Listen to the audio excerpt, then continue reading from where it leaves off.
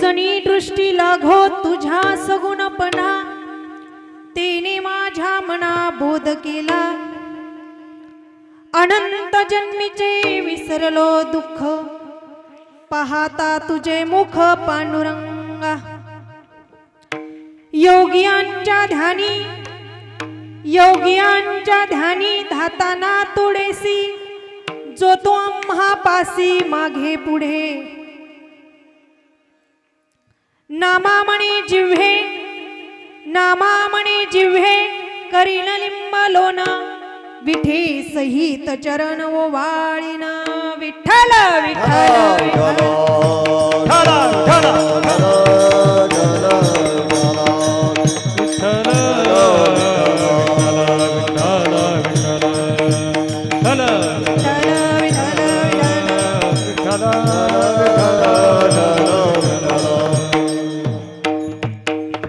महायोग पीठी तटे भीमरत्यम, वरम पुंडलिकाय धातुं मुनीन्द्रे।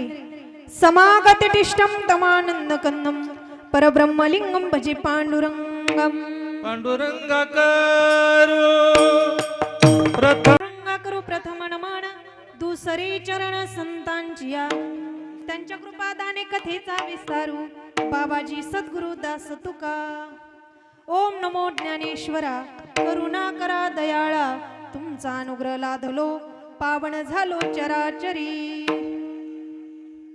गुरुर ब्रह्मा गुरुर विष्णू, गुरुर देवो महेश्वरा। गुरुर साक्षात परब्रह्म, तस्मै श्री गुरुवे नमः।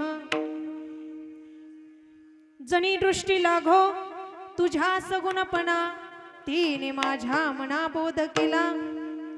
प्रस्तुत प्राप्त प्रसंगी प्राप्तस्थळी प्राप्तवेळी कीर्तन रूपी सेवेकरता निवडलेला भंग, महान भगवत भक्त, भगवान परमात्म्याचे लाडके भक्त असणारे संत नामदेव यांचा 4 चरणाचा अभंग, देवाच्या स्वरूपाचं वर्णन करणारा अभंग सेवेकरता निवडला। विठ्ठल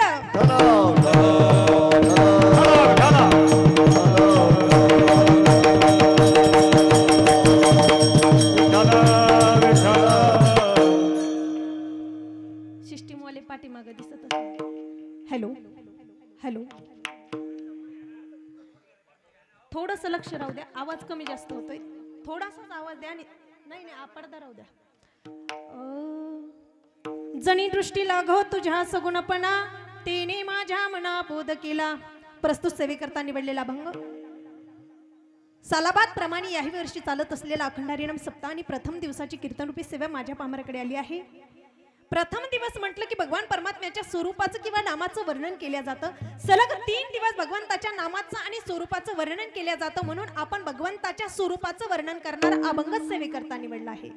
परंतु अभंगाला सुरुवात करण्यापूर्वी थोडासा परिहार देणं महत्वाचं आहे। कशा निमित्त कशा ठिकाणी तुम्ही आम्ही सर्व उपस्थित आहोत, तर अखंड हरिनाम सप्ताह ज्यांच्या कृपा आशीर्वादाने हा चालत असलेला सप्ताह आहे, असे असणारे आपले हरिभक्त पारायण वारकरी संप्रदायाचं एक थोर व्यक्तिमत्व या गावामधून होऊन गेलेलं आहे। गेले दिगंबर ईश्वरी विभूती आणि राहिल्या त्या कीर्ती जगा माझी।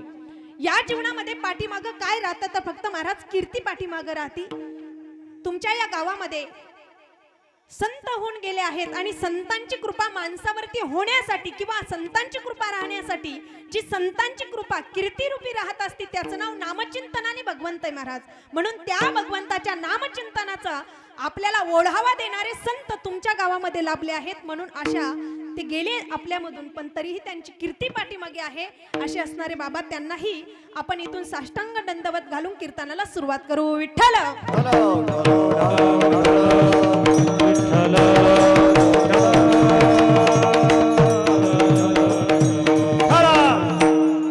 महाराज म्हणतात, जणी दृष्टी लागो तुझ्या सगुणपणा। भगवान परमात्म्याचं स्वरूप नामदेवरायांनी पाहिलं आणि नामदेवराय देवाला सांगतात, देवा तुझं स्वरूप पाहिलंय, पण तुझ्या स्वरूपाला पाहिल्यानंतर मला तर असं वाटायला लागलं की तुला माझी दृष्ट होईल। इथपर्यंत देवाला संतांनी पाहिलंय, कारण की संतांसारखी दृष्टी होण्यासाठी महाराज भगवंत आपलासा करावा लागतो। नामदेवराय सांगतात, देवा मी तुला पाहिलंय, पण जणी दृष्टी लाघो, तुला दृष्ट होईल देवा।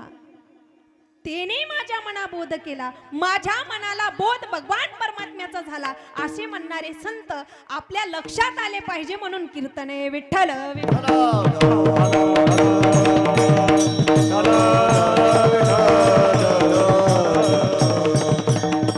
म्हणून महाराज सांगतात देवा तुला पाहिल्यानंतर तुला दृष्ट होईल, कारण की महाराज योग्यांच्या ध्यानी धाता नातुडीसी आणि जो तू आम्हापासी मागे पुढे. देवा योग्यांना फक्त देव आवडत असतो, सामान्य जीवाला फक्त संसार आवडत असतो आणि साधक जीवाला फक्त देवाची आतुरता असते. आणि महाराज एवढं सगळं होत असताना साधकांना देव प्राप्त करून घ्यायचं आहे असे ज्ञानोबराय सांगतात. काय म्हणतात ज्ञानोबराय? योग्या दुर्लभ तोम्या देखिला साजनी. आणि साजनी म्हणजे कोणाला म्हणतात महाराज? प्रथम सुरुवात देवाच्या स्वरूपापासून आणि नामापासून केल्या जाते. रूप पाहता लोचनी आणि सुख झाले हो साजनी. देवा माझं सुख साजनी झालं आहे म्हणून ज्ञानोबाराय सांगता योग्या दुर्लभ. देवा तू दुर्लभ आहे, योग्यांना सुद्धा प्राप्त होत नाही असा देव ज्ञानोबारायांनी प्राप्त केलाय, असा देव नामदेवरायांनी प्राप्त केलाय, असा देव आदि करून संतांनी प्राप्त केलाय. आणि तो प्राप्त झालेला देव आपल्याला फक्त भजनारूपी प्राप्त करायचा आहे. विठ्ठल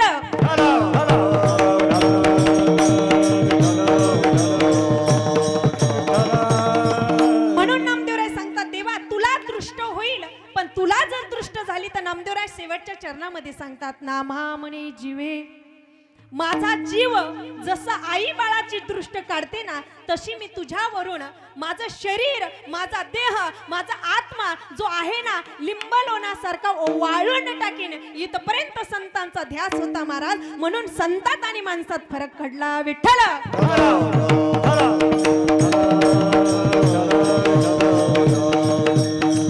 म्हणून महाराज सांगतात देवा तुला दृष्ट होईल, इथपर्यंत माझी दृष्टी तुला पाहावी. मग क्षणभरापुरतं देवाला पाहिलं का महाराज? नाही. आपलं आयुष्य गेलं महाराज.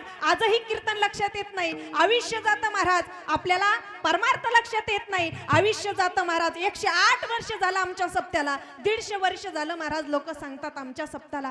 पण राऊत बाबा सांगतात किती वर्ष झाले सप्ता केला याला महत्व नाही, पण वर्षातून सप्त्यातून किती महत्व संतांचं आणि देवाची प्राप्ती करून घेतली. मनुष्य जीवाला हे सर्वात मोठं महत्व आहे महाराज. आपण कितीक वेळेस तरी परमार्थ करण्यासाठी जातो पण संसार आडवा येतो महाराज. नाथाळीला संसार. संत सांगतात आम्ही तो संसारच आमच्या जीवनामध्ये ठेवला नाही. मग आम्ही त्या देवाला इथपर्यंत पाहिलं. उरला जीव डोळा तुका म्हणे, जीव आणि डोळा उरेपर्यंत ज्या संतांनी फक्त देवाला पाहिलंय अशा संतांची सेवा करा महाराज, देव आपोआप भेटेल. विठ्ठल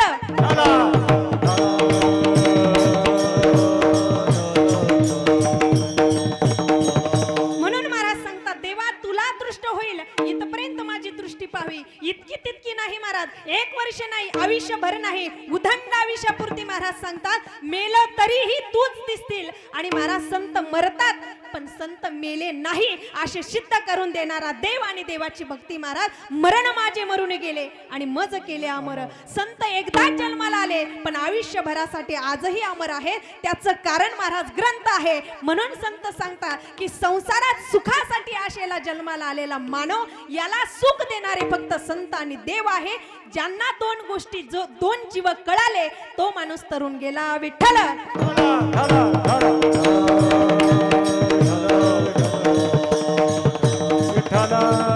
म्हणून महाराज सांगतात आयुष्य जातं महाराज परमार्थ करता करता, पण तरीही परमार्थ आणि देव लक्षात येत नाही. म्हणून मी सांगेल आयुष्यभर भक्ती करू नका, आयुष्यभर परमार्थ करू नका, रात्रंदिवस देवाचे भजन करू नका, पण मानव म्हणून जीवन जगत असताना फक्त देव आणि संत लक्षात ठेवा. गेल्यानंतर देवाचं दर्शन आणि घरी आल्यानंतर संतांची भजन जो कोणी विसरत नाही तो मानव महाराज या पृथ्वी तलावरती श्रेष्ठ आहे असे संत सिद्ध करून देतात.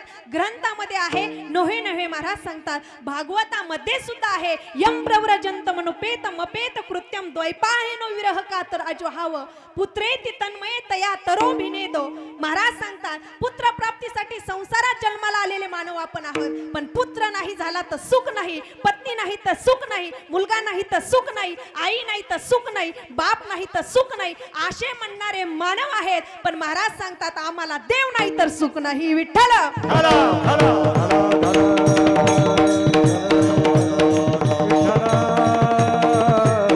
म्हणून महाराज सांगतात आम्ही फक्त देवाला पाहिलंय लागो. देवाला इथपर्यंत पाहिलं. नामदेवराय सांगतात, देवा तुझा स्वरूपाचं वर्णन करणारा मी कोण आहे? अरे देवा, कितीकही जन्म घेतले तरी तुझ्या स्वरूपाचं वर्णन होणार नाही. युगे 28 विठेवरी उभा. अरे देवा, युगे 28 दिवसापासून तू सम विठेवरती उभा आहे. मी तुझ्या रूपाचं काय वर्णन करणार? हे संत बोलतात महाराज. आजही कीर्तनात बसल्यानंतर संत आणि देव लक्षात आला की कीर्तन लक्षात आलं. आणि कीर्तन लक्षात घेण्यासाठी महाराज आजही लोक कीर्तनाच्या गावात गेले की अगोदर म्हणतात, महाराज थोडीशी कॉमेडी सांगा बरं का, आमच्या गावामध्ये आवडतं. पण मी एक सांगेल महाराज, आयुष्य जाता आपलं मनोरंजन करता करता. संसार म्हणजे हाच मनोरंजन आहे. संसार रूपी मनोरंजनातून बाहेर निघण्यासाठी परमार्थ रूपी कीर्तन आहे महाराज. एवढं लक्षात घेतलं पाहिजे. म्हणून कीर्तनात बसल्यानंतर तरी निदान 2 तास देवाचं भजन ऐकण्याचा प्रयत्न केला पाहिजे, तर सप्तसष्ट होतो. विठ्ठल विठ्ठल.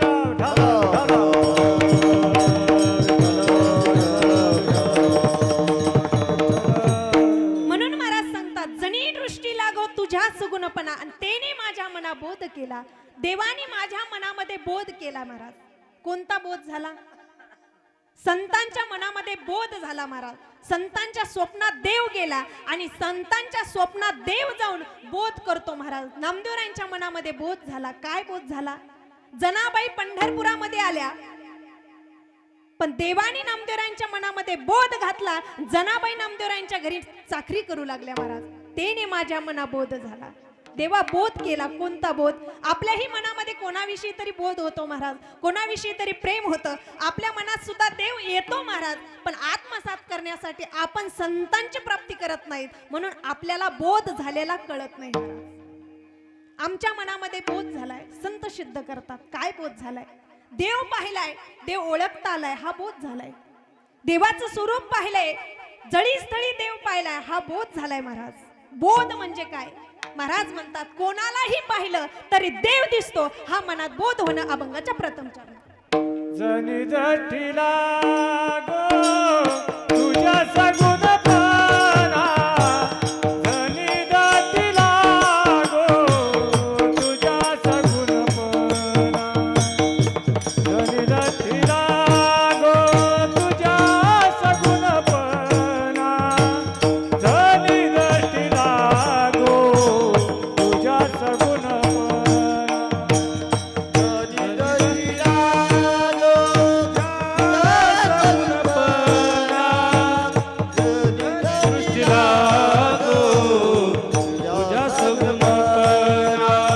जनी जठीला